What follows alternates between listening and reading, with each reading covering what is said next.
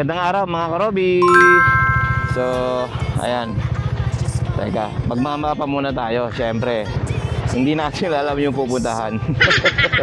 Today kasi, pupunta tayo sa Tambike or General Assembly guys, ng ating grupo, no, ng The Big Bike Collective. Dito natin gaganapin sa may Paso de Blas, no. Guys, kung kayo ay taga Valenzuela or around the area lang, no, pwede kayong sumali sa amin. Ayan. Ay, teka. Naka ano pala tayo? Ayan. Okay.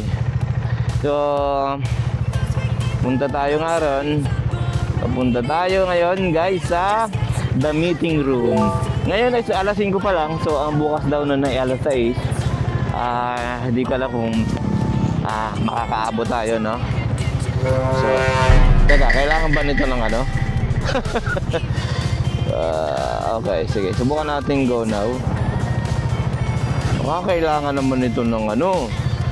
Avoid toll fee. Avoid toll gate. Avoid toll gate tayo, guys. Ayan. So, oops, sa tayo.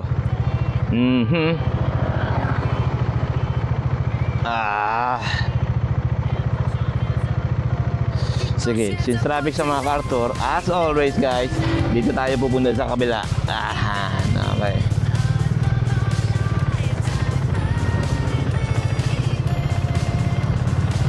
Ayan. Yung hindi ko matandaan kung kailan yung huli kong PMS eh. Makakalimutin ako masyado ngayon, no? Ang huling PMS ko, kung hindi ako nagkakamali, December, January, February, March.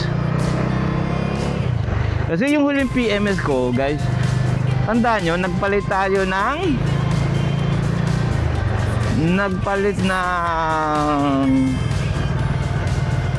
tama ba? Oo.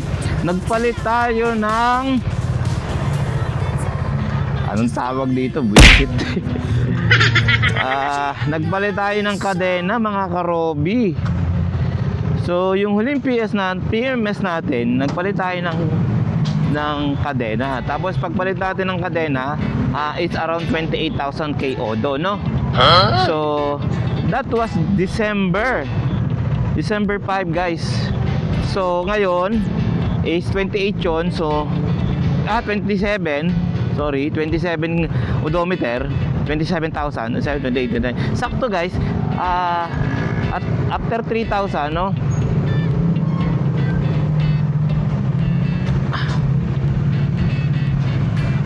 After 3,000, PMS ulit tayo. So ngayon kasi nasa 3,000 na yung order natin. 3,000. 30,000 na yung order natin. So magpabalik na tayo, magpi-PMS na tayo. Okay? So saktong-sakto lang. 30,000 na yung ating odo, no? So ang kailangan na nating magpa-PMS.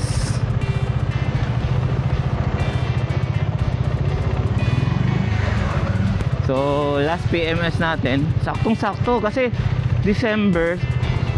Anong nung December? January, February, March. April lang ngayon. April 30, sakto ha. December 5 yung ano natin guys. December, kung hindi akong kakamali, December 5 yung huli natin PMS. So December, January, February, March. Halos 4 months din yung 3,000 odo for my daily riding, no? Hindi siya daily riding na the whole day nagda-drive tayo. Daily riding kasi daily riding natin papasok ng opisina. So papasok and then pauwi. So yun yung ibig sabihin natin ng daily riding sa atin, mga karobi. At ngayon umabot ng 4 months, no? Yung 3,000 natin odo. Yung 3,000 odo natin pumasok na 4 months. Not bad guys. Not bad. And nung nagpalit tayo nung PMS, nagpalit tayo ng kadena, hanggang ngayon mga karobi, hindi pa po tayo nag-a-adjust. At smooth pa rin yung takbo ng ating Dominar. Ayan. And ang habit lang natin, no, consistency is yung ninis lang palagi. Lagi tayong every 500 kilometers naglalagay tayo ng nag-chain lube tayo. And then lagi din tayo nagpapa bike wash, kasi importante guys yung bike wash, kasi doon din mapapangalagaan yung ating kadena. Pero iwasan nyo or ingatan nyo na wag lagyan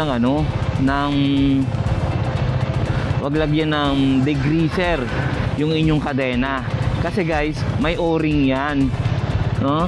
Ewan ko sa inyo, pero wag na lang siguro ng degreaser, no? Ang kagandahan dyan, yung talagang ang ginagamit ko kasi mabilisan lang yung kung wala kang gas, no? Wala kang gas, ang gamitin mo is ang ginagamit ko kasi guys, I don't know guys, let me know in the comment kung okay lang ba gamitin yan, kasi ang ginagamit ko is WD-40. Sprayan ko ng WD-40, tapos babrasin ko, no? Yung toothbrush, tapos noon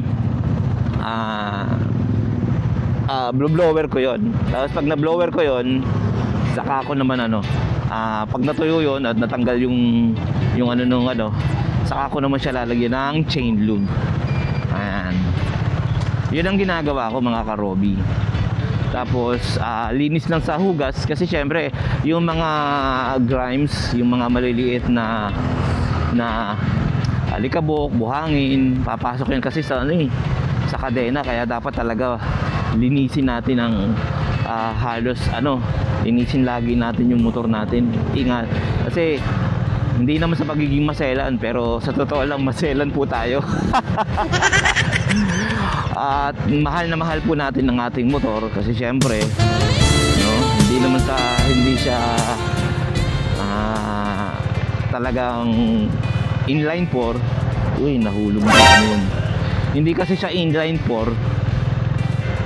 So syempre alagaan natin kung ano yung meron tayo.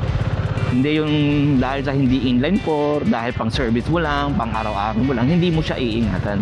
Guys, kasama yan sa stewardship na ibinigay sa atin, yan yung mga blessing natin, kaya dapat inaalagaan yan.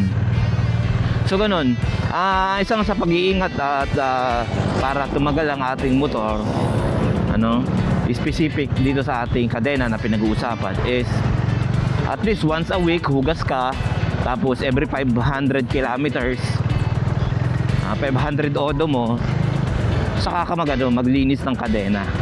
So yun lang naman.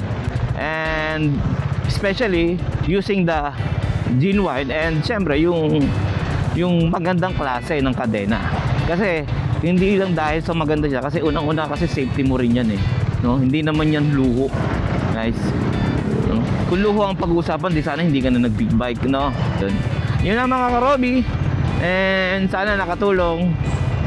Ingat-ingat palagi, ride safe mga karobi.